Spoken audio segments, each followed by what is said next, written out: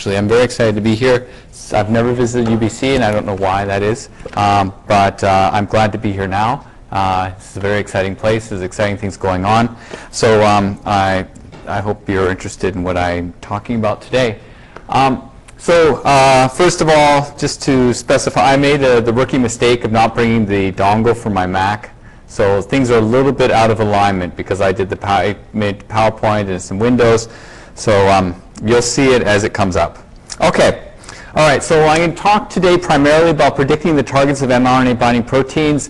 But we spent a lot of time and effort in making what we think is this great new interface for predicting gene function, looking at functional genomics data, browsing through interactions, and that's called Gene Mania. And I always get in trouble because I don't advertise it enough. So I'm going to say a few words about Gene Mania. And then one of my graduate students found out that I was coming here and presenting at the BC Cancer Agency, so he thought, and he really, really wanted me to talk about his work, so he gave me 3 slides that I agreed to present at the end. And he's going to be here in the beginning of December if you need somebody to do like the student thing December 9th. Maybe I think he'd be willing to do that. But so we're going to get through all this. I'm going to go pretty quickly through the first bit. I've got about 60 slides, but we'll be okay because I've done this. I've done this talk quite well before. All right, and this is the shiny new Donnelly Centre. My office is right here. You can tell nobody's in this building yet because there's the ladders and there's no posters here. All right, and our floor is completely computational. And everybody's always looking for good postdocs, and so if you think that there's any chance you'd be willing to live in Toronto, I think you should look into what we have available there. Okay, and so by virtue, I'm going to introduce my students as a way of giving you my outline. So the work I'm going to be talking about primarily is going to be work done by 2 great graduate students in my lab, Xiao Li and Hilal, and it's primarily on messenger RNA binding protein. This is work done in collaboration with Tim Hughes and Deb Ray at the Donnelly Centre. Howard Lipschitz, who co-supervises Xiao, and Wei Zhao, who is a research assistant in my lab and is now doing his rotations as a Med Gen student. And this is Isolate, so this is Gerald, and this is also work that's done in collaboration with a great undergrad in my lab and a master's student who's just started, and we're doing this with Paul Boutros at the OICR. And then Gene Mania, which we call gene function prediction for the masses, is a large number of people who have worked on this specific project. I'll go over exactly who they are when I introduce the Gene Mania thing. So these are students working on the project. These are programmers working on the project. These are programmers who used to work on the project. This is Max. He's one undergrad, some undergrads, some more programmers. Okay. And there's more projects going on in the lab. Anna, who's a great postdoc, and she's working in cancer networks. I'm not going to talk about that. She's doing some GWAS and QTLs for complex diseases. And Hussein is doing microRNA target prediction. Okay, so that's my lab. All right, that's what we work on. It's like herding cats. Okay, so mRNA-binding proteins. So what we're primarily interested in is post-transcriptional regulation. And we're interested in modeling phenomena in post-transcriptional regulation. I'm a computational biologist. So what that means is I want to build computational models of these things. I want to be able to scan through messenger RNA sequences, and I want to be able to predict based on the sequences and the transacting factors that I think are available under the conditions that we're querying, what's going to happen to that transcript after it gets transcribed or during transcription. Right? And so there's a lot of work to be done in this specific area. Because once transcription happens, there's a whole bunch of things that we know now go on after transcription. So, for example, based on work that Ben Blenko and other people have done, we know about 50% of exons are alternatively spliced. That means they're spliced in some tissues in and spliced out in some other tissues. So there's a decision going on there, and that decision is being driven by cis-acting elements that are inside the RNA. We know there's decisions about polyadenylation, about export, about localization. There's decisions going on about stability. There's decisions going on about mRNA translation rate. I go on and on and on, and this is all cis elements that are in there, and it's all happening post-transcriptionally. Okay, so what's the recipe for doing this if you're a computational person? Well, a lot of this work's already been done. So we more or less know what the transacting regulators are. We can do a pretty good job of identifying sequences that are recognized by mRNAs. We have tons of different methods for doing that. And if we could identify all the cis elements, I could give you 10 algorithms that I could use to predict post-transcriptional fate given those cis elements. So the big unanswered question here is what sequences are being recognized by the RNA-binding proteins. Now there's a start to that, and there's a nice database that Kate Cook and Tim Hughes' lab has put together. But really, we should put together that database and found out that we don't know a lot of the sequences that are being bound by these RNA-binding proteins. Okay, so this work started with the development in Tim's lab with our help of an assay called RNA Compete. And what RNA Compete, and this was published last year in Nature Biotech, and what RNA Compete does is it's an in vitro assay that you can use to measure the RNA binding preferences of a recombinantly expressed RNA binding protein to 250,000 short RNA sequences that you design yourself. All right, and so this is more or less how it works. I'm not going to go too deeply into it because I don't have time, but you use a microarray, and you can send Agilent an Excel file, and they'll send you back a microarray, but use this microarray to as a template which you're going to use to design the RNA sequences.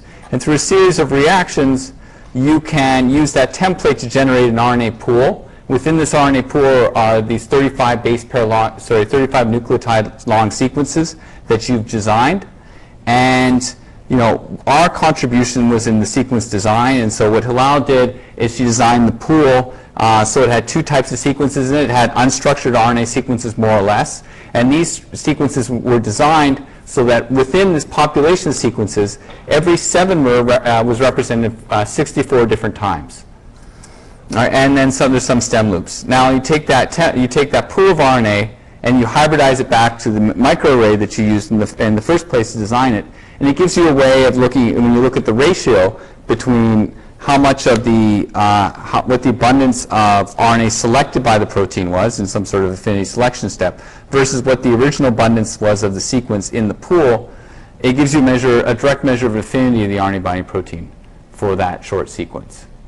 All right, and so you can use that information in a couple of ways. So first of all, the first thing we did is we looked at, I wonder if I can move this out of the way. No. So the first thing we did was to confirm that the assay was indeed working the way that we think it should. So we looked at two well-known RNA-binding proteins, HUR and VTS1. HUR is a human protein or mammalian protein. VTS1 is a yeast protein. HUR binds U-rich regions in a sort of a linear context. And if you look at the 10 highest ratio probes that you get from this assay, you find that there's U-rich regions in them. VTS1 binds stem loops, and this is the first of the misalignments, as you can see. So for VTS1, binds C and GG within the stem loop. So the blue stuff here means these are probes that we designed to be hairpins, and the green are probes that we were unable to prevent from becoming hairpins. And you can see that the 10 highest ratio probes have the VTS1 binding specificity. And as I said before, in this assay, there's 64 probes that contain every different 7-mer, so you can get a good estimate of the binding affinity for the 7-mer by simply taking the average of the log ratios of those probes. Right? And if you do that and you compare 7-mer log affinities that you get using one half of the array versus 7-mer log affinities you get using the other half of the array, and these are the 7-mers within different sequence contexts, you can see there's a very high correlation, and the 7-mers that have the highest estimated affinity are ones that are HUR is likely to bind. Same thing with VTS1, except the 7-mers here that VTS1 is very likely to bind contain the C and GG motif, but they have a closing base at their end, so this G will bind to the C. Okay, so we were comforted by the fact that it worked for the two proteins that we looked at.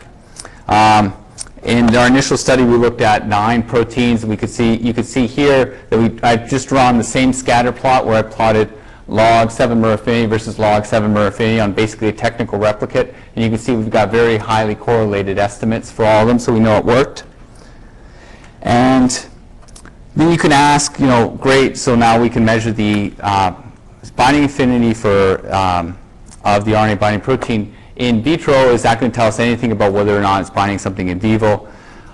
In order to do that, you need to know what the in vivo targets are of the RNA binding protein. One way to do that is using something called a rip-chip assay, but all the assays to do this are basically do the same thing.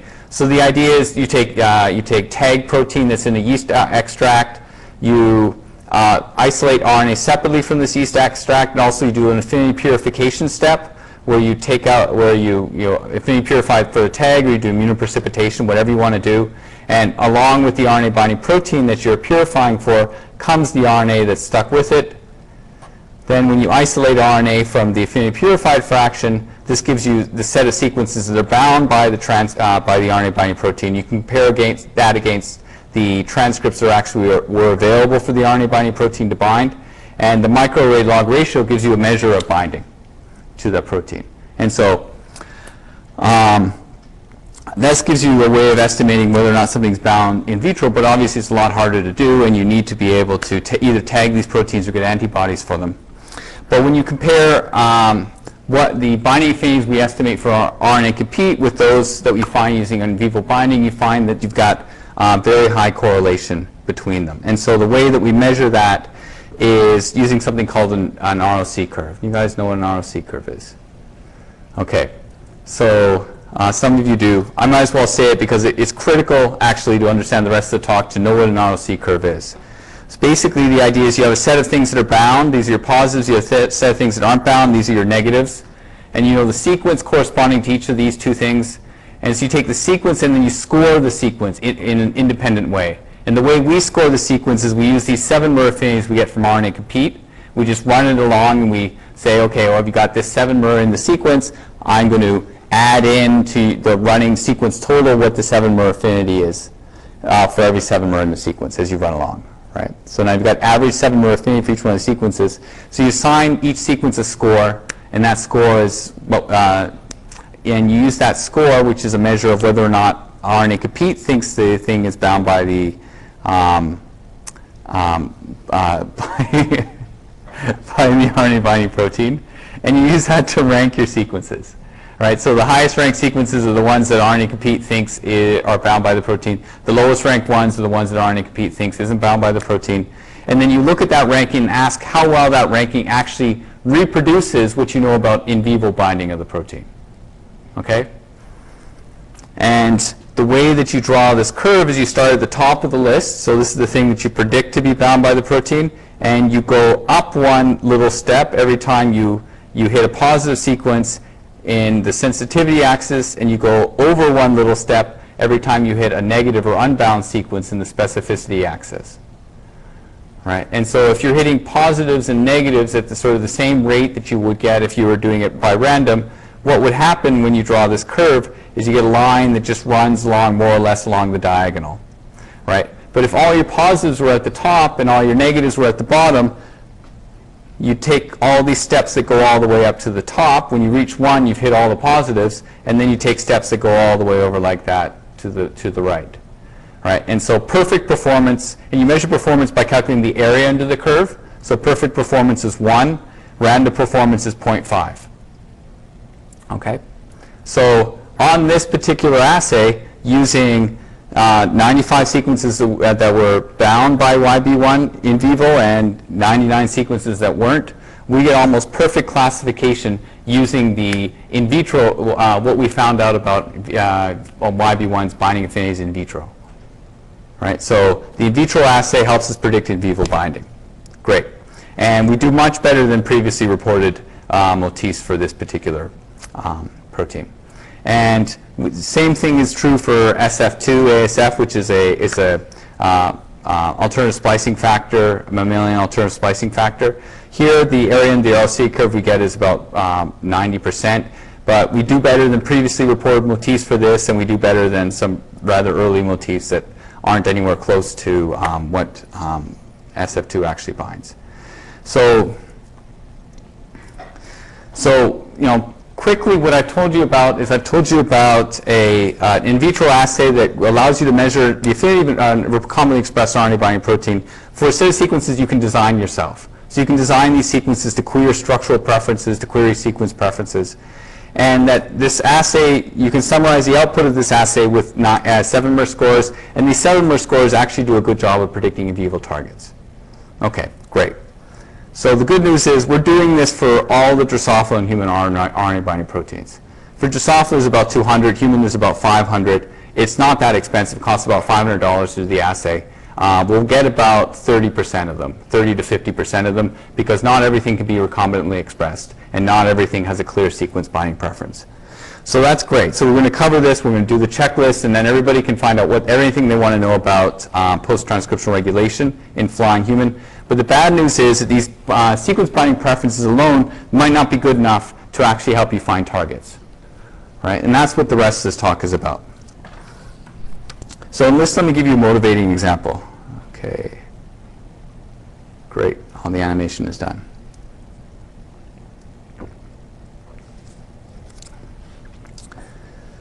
So this assay I told you about to find in vivo binding called RipChip. So if you do this with PUF3, which is a yeast protein whose binding preferences are very well understood, PUF3 binds an 8-base long motif, UGUA, HAUA. I think I got it. Yeah, I got it. H meaning anything but not G. If you do this and then you go and you say, okay, I'm going to take the mRNAs that are bound by PUF3 and I'm going to scan through them and looking for those that contain this motif in the UTR. The good news is that set is very highly enriched for those that contain the motif. But if I take that same sequence motif and then I scan through mRNAs that were available for PUF3 to bind, but the PUF3 didn't bind, what I find is you actually get more sequences that aren't bound by PUF3 that have the motif than ones that are. Right? And if you're a bioinformatician, you're not doing very well here because you can get it wrong. If someone gives you a sequence and says, does PUF3 bind to it if it contains this motif, you can be wrong 60% of the time. And now this isn't like these transcriptional regulation guys who have to look within like 10,000 base pairs or 20,000 base pairs to find the sequences that they're looking for. We're looking at mature transcripts and we're looking at 3' UTRs. On average, they're only 200 nucleotides long. And most of the time, you only have a single copy of PUF3 there. So it's going to either bind or not bind to this specific sequence. So we're missing something here, right? And so what is it that we're missing? Well, what we're missing is that RNA binding proteins, as you might know, they recognize structure. All right? And so most of the time, these sequence-specific RNA binding proteins are binding single-stranded RNA. And there's a very good reason for doing that. You can get it just by looking at the structures of DNA compared to RNA. Right? So for DNA, double-stranded DNA typically forms a B-form helix. It's got this big, massive major groove, and transcriptions bind in there, and they recognize the base identity of things that they're looking at. All right. Well, RNA typically forms an A-form helix. I'm not attached to anything, am I? Oh, I got a long line. Okay. And the A-form helix doesn't have this major groove. The major groove is narrow and it's deep. So what happens is the RNA binding protein can't actually get in there to recognize sequence. The actual identity of the bases, all I can see is the backbone, unless there's some sort of perturbation in this double-stranded structure. Right? So, for example, here you are, bind single-stranded RNA. It recognizes this U-rich region, but if it's double-stranded, it doesn't bind it. Right? That's it. I mean, you know, that's as clear as you can be. Now, there's other RBPs that recognize sort of more interesting structures, depending upon what you think is interesting. So, like the one I talked about before, VTS1 binds stem loops, and it binds C and GG within a stem loop. There are RNA binding proteins that recognize double-stranded RNA, but they don't have sequence preference because of this reason I talked about before. So they more recognize the geometry, right? And Stophin is one of them. And there are ones that actually do recognize bases within that are paired. So here's one protein that does that. Now this binds to a bulge, but now when you have a bulge, what happens is it's deforming the structure, it opens it up a little bit. The protein can get its domain inside, and then from there it can recognize the base identity on either side. All right, so you can use single-strandedness or predicted single-strandedness as a way of trying to identify binding sites for sequence-specific binding of RNA binding proteins. All right. Now that's great that you can do that, but now the problem is that a lot of people don't really believe that you can predict messenger RNA secondary structure using our current tools. And the reason they don't believe that is because they think that the messenger RNA secondary structure is very heavily constrained. And there's good reasons to believe that it's very heavily constrained because, it's got the spliceosome attached to it. It's covered with like non-coding RNAs and RNA-binding proteins. It's just decorated with these things. And when you pull it out, you get a big glob of like messenger RNA, and you get like other RNA, you get other protein.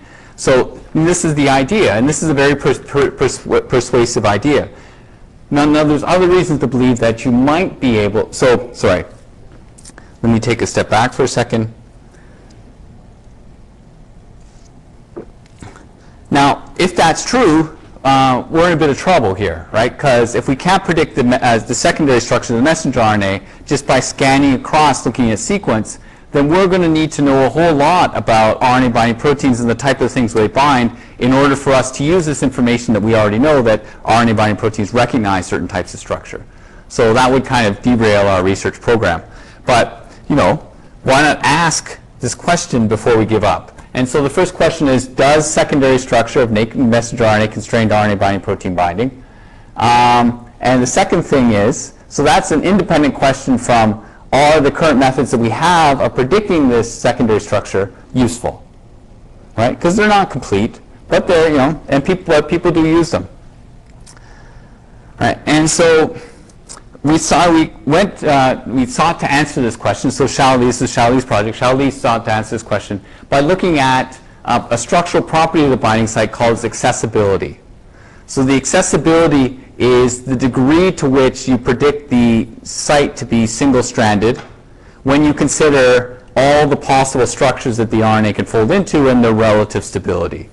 Right? So let me just clarify what I mean by that. So say this is your messenger RNA, and you're looking at 3 different sites.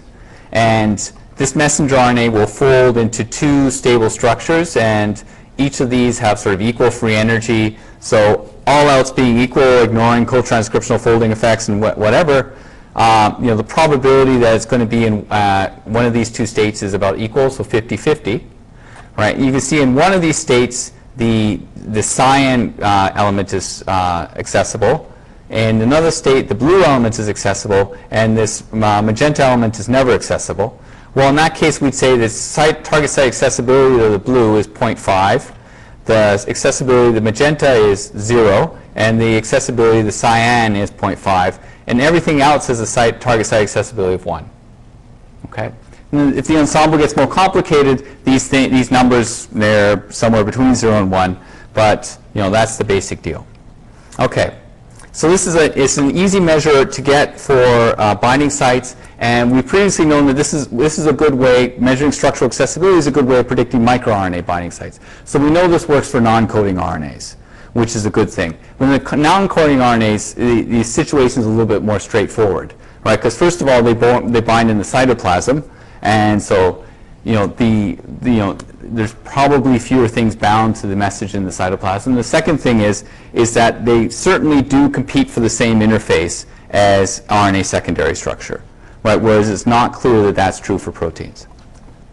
Okay, and so we use RNA-PL-fold to calculate the accessibilities. So all RNA-PL-fold does is it represents the fact that for messenger RNA, a lot of it folds locally. Right, and so to get local folding, what it does is it just folds. So say this is the site we want to calculate the accessibility for, and U is a parameter that tells you the length of the site. L is a parameter to say how far away you're going to consider sequence that could potentially bind to the site. And W is the window size. You just tile the windows across the site, calculate the site accessibility in each one of these folding windows, and then taking the average across it. Okay. Right, so if you do this, and you say, okay, I'm going to use accessibility as a way of trying to predict binding, and you measure the area and the ROC curve that you get from recovering the result of the RIP chip assay, you find that you get 74%, which is actually kind of amazing. Right, so this just simple accessibility measure takes you from not being able to distinguish between PUF3 binding sites and bound and unbound transcripts to be able to distinguish between them 75% of the time. And we know these tools are not perfect, and we ran it out of the box, so we're pretty excited by that result. And we went to ask if we could see the same thing in all the RNA binding proteins that we could both get in vivo binding data for, and that we had sequence motifs for. Okay. Right? And then doing that, to do that, we have to be a little bit more careful about the way we do our assay. And the reason we have to be more careful about it is that PUF3 has one site per transcript usually, but a lot of the other RNA binding proteins we're looking at have multiple sites per transcript. And if you've got multiple sites, you expect these proteins to, you expect the protein to have higher affinity for the transcript because it's got more places it can bind. So we needed to have a control by which we could measure how much additional predictive power we get by considering the accessibility of the site. And so we did that by comparing two area under the RLC curves. So one is where we rank sequences just by their site number. So we just count the number of sites and sort the sequences, measure the area under the RLC curve. The other thing is that we calculate the total accessibility. So we calculate the accessibility for each one of the sites. We sum those numbers together. We use that score to rank the transcripts and then try to distinguish, hope that ranking distinguishes between the bound and the unbound transcripts. And then there's this kind of amazing tool you could use to compare area in the RLC curves called the DeLong-Clark-Pearson test. That's what it's called. And the outcome is that if you do this, we were able to find 14 RNA binding proteins in yeast, human, and fly satisfied our constraints. And for 10 or 11, depending upon how you measure it, we saw a significant improvement in the area in the RLC curve.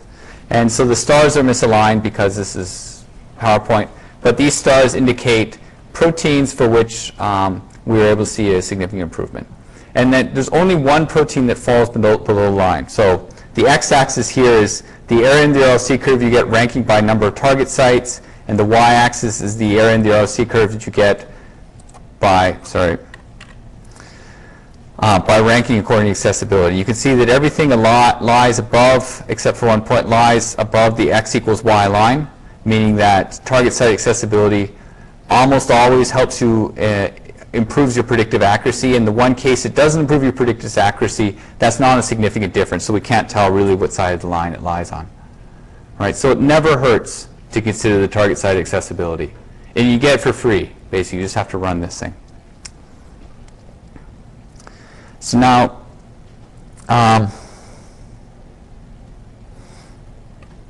you can actually use this test to distinguish different ways of calculating target site accessibility. And now, because I'm sort of short in time, I'm not going to talk about that, except to say that if you have a better way of calculating target site accessibility, you can use this test to actually decide that you have improved in your secondary structure, messenger RNA secondary structure estimate. And so there's not really a nice way to do that now, and we think we have a way of doing it. Okay. So, does secondary structure of naked mRNA constrain RBP binding? Yes. Can we use the tools to find it? Yes, and these tools are much more useful than we would expect. This is beyond our wildest dreams that this would work. But also we've developed this in silico benchmark so we can test predictions of messenger RNA secondary structure. So we take these tools and say, well, to what degree are you improving in your ability to predict messenger RNA secondary structure? So we can move towards a pure computationally based estimate of these things to the degree that we can predict in absence of thinking about constraints. But we can get pretty far with that. Okay. So the last part of the talk, the first part of the talk, is talking about some work that we've done on developing motif models that take these types of features of binding sites into consideration when they're both learning things about the types of things RNA binding proteins like to bind, and they're also trying to find the binding sites. And so this work was recently published in PLOS Computational Biology. And this is work done primarily by my student, Hilal. Okay, so, right, that's a horrible way. Well, so what are previous models of incorporating this type of thing? So there's something we call the Hacker-Muller Stadler model. And so the idea is that if you're going to have a motif model, you have to have a way of trying to assign affinity for the RNA binding protein to a binding site. That's the core of every single motif model that you have. Now, they might not call it affinity, but basically that's what they're calculating, or some function thereof affinity. So say you have a, so the Muller Stadler model says, okay, take the affinity that you would predict the RNA binding protein has in its preferred context. Let's just say there's one thing that the RNA binding protein likes to bind in, say a hairpin loop, and then have some way of looking at using your RNA folding tool to calculate the probability that the site is going to be in this preferred context. And so this, and then the affinity of the site is the product of this probability with the affinity of the site that's going to be in the preferred context. So the idea here is RNA binding proteins only bind in one context, and that's their preferred context, right? And so what Muller and Stadler showed is that this model alone that just calculates this probability is in very good agreement with in vitro measured affinities of HUR for a bunch of different RNA sequences that contain exactly one HUR site. Okay, so why are we, and this is implemented in a, oh, okay, now this is where things go wrong.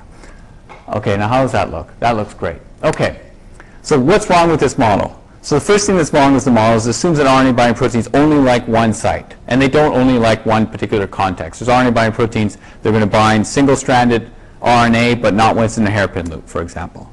The second thing that's wrong with this model is it doesn't really give us a way of using affinity data. Basically, we have to define a set of sequences and then fit the model to that set of sequences.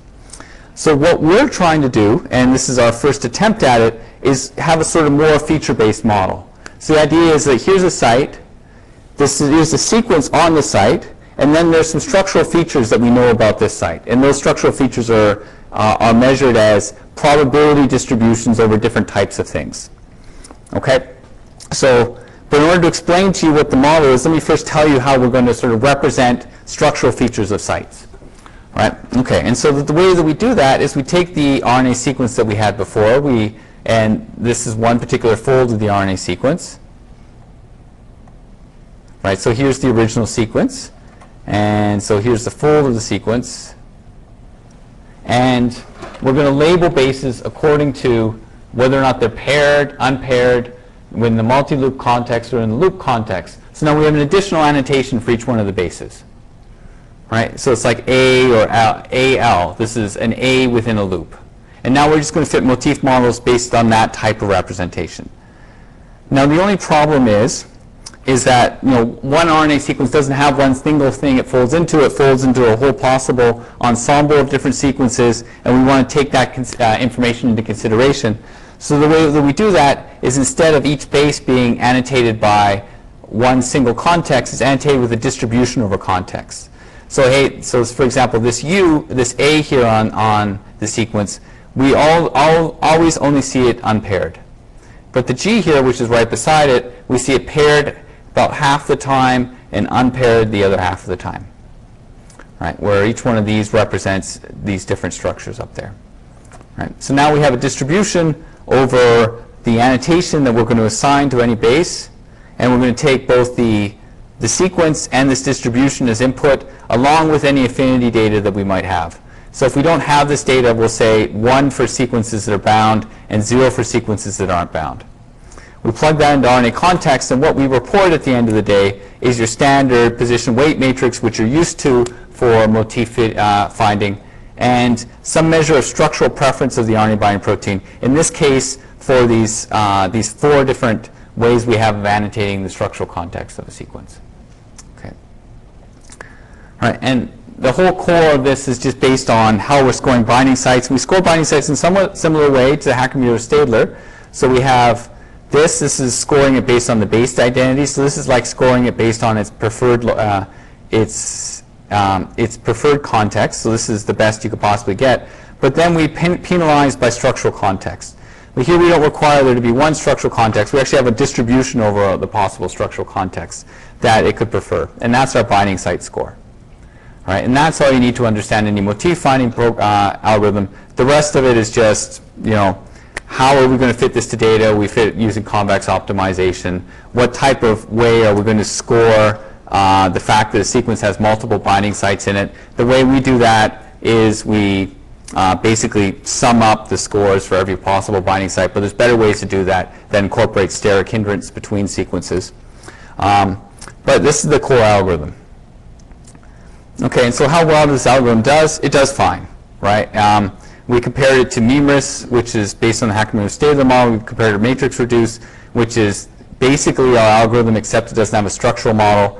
And we do better for 7 of the 9 proteins. Sorry, we have a significant reduction in error for 7 of the 9 proteins. So it works great. And then these are what the motifs we come up with look like. So these are the known motifs for the proteins. These are what we decide, but the additional piece of information that we're able to capture is some measure of the structural preference. So for example, this is VTS1. VTS1 binds in a hairpin loop, and then this plot here tells us what the relative structural preference that we infer based on our model is for paired loop, some miscellaneous class and unstructured region. So VTS1 has a strong preference for binding in hairpin loops, great. Other RNA binding proteins like SLIM2, they don't actually care as long as it's single-stranded, so paired sequence has a low relative preference. But these other 3 preferences, which are all different types of ways that a sequence can be single-stranded, are about equal. But there's other things like QR. QR will bind a sequence if it's just unstructured or if it's a multi-loop, but it's not going to bind it in a hairpin loop. Right. And so we can detect these types of things using our motif finding algorithm. So now this is just the beginning. What we're working on now, okay, and so the one thing that we found was kind of exciting is we found that SF2 likes to bind into Bolge's internal multiloops. No one had reported this before. And so we found it using the RNA Compete data. We ran our motif finding algorithm on in vivo binding data. We got very similar sequence preference, and we found the same preference for Bolge's internal loop. And if we do the same thing, so SF2 or SFRS1, it's an alternative splicing protein. It's called an exon enhancer. So if an exon contains an SF2 binding site, it's more likely to be included when you're doing alternative splicing. So if you knock it down, you should see less of the exon. So we can use SF2 knockdown data to get exactly the same motif. We see exactly the same preferences. And so now we're talking to various people to test this, I guess. Okay. So this is a summary slide to talk about what we've done so far, but I want to talk to you about where we're going with this. So where we're going with this is you can structure this as a very general type of feature model. So we're looking for very general types of structural features. So something that you could say is, do you see a transition within the binding site from a paired to unpaired region? And you can score that transition using your models of RNA folding. Or do you see larger regions of the binding site being in specific types of things? The other thing that we find, though, is that this way of labeling the unstructuredness, it's something that we get, it just comes out of the secondary structure prediction programs, because these correspond to states in their state machine. So there's a state that says this is external, there's a state that says this isn't a multi-loop, and there's a state that says this is an internal loop. And these things really correspond to, like, an internal loop is something that's got 2 paired stems on either side of it. Right? But from the RNA binding protein perspective, what does that exactly mean? If the RNA binding protein is not recognizing these 2 stems, if you have a really large internal loop, that internal loop might as well just be unstructured RNA that has nothing to do with a particular context. But that sort of thing is not actually easy to represent either within these secondary structure prediction algorithms, also or within sort of covariance models that people use. So those types of more general features are very easy for us to embed in this type of motif finding framework, but these aren't things you can detect using other approaches that people have tried. Okay, and so that's where Halal is going right now. And also we've collected, as part of our contribution to this database of RNA binding specificities, we've collected about 50 more in vivo binding experiments that we're running the algorithm on to refine what we know about motifs based on this large amount of data that we're able to collect. Okay, so I'll do the acknowledgements for this section, and so I'd like to acknowledge Halal and Shao, who did the work. Gerald helped a lot with the work. Timothy Hughes is our closest collaborator in this section.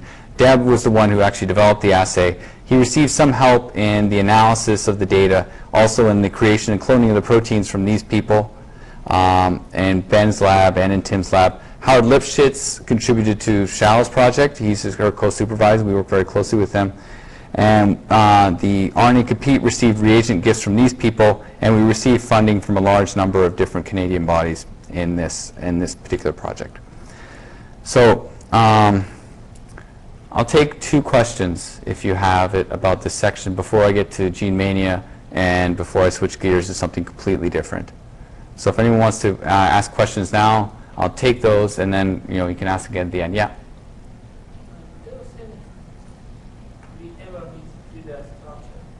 What? Do we ever need to do the structure of RNA fragments to do models? Don't know. I don't know the answer to that question.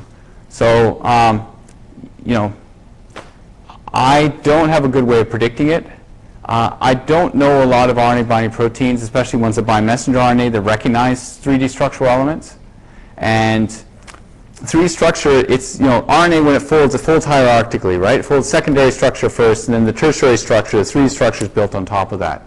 So it's not clear that messenger RNA really has the opportunity to build that 3D structure in sort of a consistent, repeatable way. I mean, some small parts of messenger RNA might have that. But whether or not those are the types of things that are recognized from RNA-binding proteins, I don't know. I don't know that anybody knows the answer to that question. But, the way we've structured this, if you could put information in a way that annotates specific binding sites that has to do with 3D structure, we would love that. And then we could check whether or not there's any enrichment of that in sequences bound by the RNA. But my guess or my speculation is it's not going to have a big impact. Yeah? In terms of that slide that had the affinities of the protein to various structural elements like loops or... Yeah. Is that kind of a... Because it looks like they always seem to have a higher affinity for unstructured regions than, for example... Well, except for VTS1, but yeah. Yeah, there was one. Yeah. Do you think it would be possible at some point in the future to have like a universal affinity or something? If we had no idea what the protein affinity for structure was, we could just make a best guess based on... Based on, like, the protein sequence? Yeah, they seem to have a higher... They all seem to have high affinity for unstructured regions, so that's make it easily in. I think that's generally so. Proteins that are sequence specific and bind messenger RNA. So a lot of those have RRM domains or KH domains, and those are single-stranded RNA binding domains. So I think a lot of those proteins are going to turn out to bind these sort of single-stranded unstructured regions. Right? Now the question is, at what point does an RNA binding protein see something as being single-stranded and unstructured? Right? That's the question we don't know the answer to. So say you take this this cord, right? So if this cord is like this, and it's sort of it's constrained at this end, this is kind of floppy. The RNA binding protein can have its way with this particular thing, right? But you put it inside a loop like this, right? You've got these constraints that might make it more difficult for the RNA binding protein to get at. But if I take that loop and I make it really loose like this, well, how is this different from what I was showing you before? Right? But I don't know. I don't even know the right way to represent that type of information, right? And that seems like a more 3D thing, right, than something you look at secondary structure. But like, if somebody knows the answer to that question, I would love to know that. I travel the world talking to RNA people in hopes that I can get answers to these types of questions. But those are important things, right? So what's important for an RNA enzyme might be for modeling RNA enzymes might be very different for what's important for modeling the types of things that RNA binding proteins bind. I hope that answers your question. Sure. Yeah. Okay, so I'm going to go on, and if you have more questions, I'm happy to answer them at the end. Okay, so gene mania. This is gene function prediction for the masses. So what do I mean by that? Okay, so here's the bad news about the genomics revolution, right? And we all know this because we're in this room. But people encountering this data for the first time that come from a more qualitative background can be a little bit concerned about some of these things, right? The data is noisy, right? If someone says these two things interact, well, that's right about half the time, and that's fine for me. But that's not fine for a lot of other people, right? It's redundant. You do the same thing. It says the same thing. Who knows what to do about it? It's incomplete. They don't do the whole genome at once. Sometimes you don't actually know what an interaction means. And these things are really large, so they're hard to look at it in Excel, right? So, I mean, we're spending millions and tens of millions of dollars generating this data. So how is it going to be used by sort of the audience that we hope it is, which is like the vast majority of the people who are actually going to follow up on the types of things that functional genomic data sets are looking at, right? And so how do we make this easy how do we make this go back into the lab, right? And that's what this is about, basically.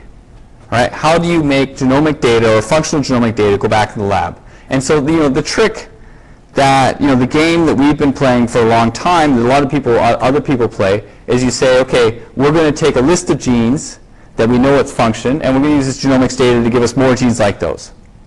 Right? That's the name of the game. But that's actually kind of a hard thing to do for a couple of reasons. So first of all, if I want to take all this data and do that to make predictions about gene function, well, the first thing I have to do is I got to get all the data in one place, and that's not, at least 5 years ago, that's not easy. Right? It's still not easy. If I want all these 4 data sets, there's no one resource I can go to for that. Right? And even if I do go to that, I get stuff that's kind of heavily curated, but I want all the interactions, regardless of how noisy they are. And then maybe I can use some additional data to help me distinguish between those. The other thing is, even if you get all this data in one place, it's not all going to have the same gene identifiers. And that gene identifier mapping thing, that's not easy. Right? And then you've got to run these function prediction programs, and that's not easy.